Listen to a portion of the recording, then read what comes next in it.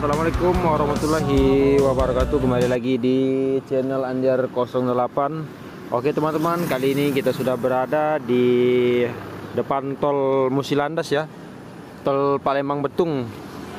Nah, jadi di sini kita sudah ada di sini jam 4 tadi ya, pukul 4 tadi. Dan untuk fungsional tolnya sendiri itu sudah tutup ya.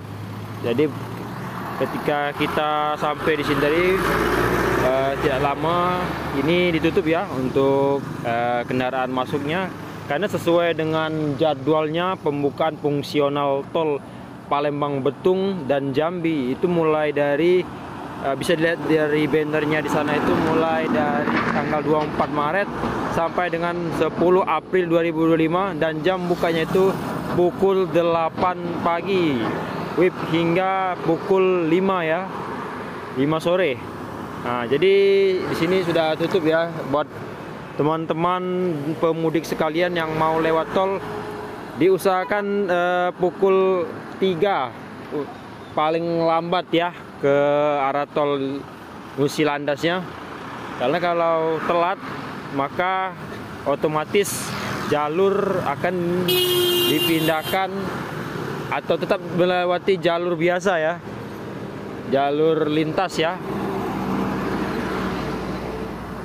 Ini di sini ada unit PT Rapi ya. Tadi juga banyak orang yang berhenti yang bertanya di sini masih bisa buka atau tidak. Ternyata sudah benar-benar dilarang masuk ya, karena jadwalnya sudah ada di sini ya, itu sampai dengan jam 5 untuk masuk ke exit tolnya ya. Oh, ini masih ramai pemudik ya, terpantau jalan ramai di jalan lintas ya. Tidak ada kemacetan, paling itu kemacetan yang ada di arah sana tadi ya, tidak begitu macet seperti biasanya ya. Dan alhamdulillah terpantau ramai lancar ya.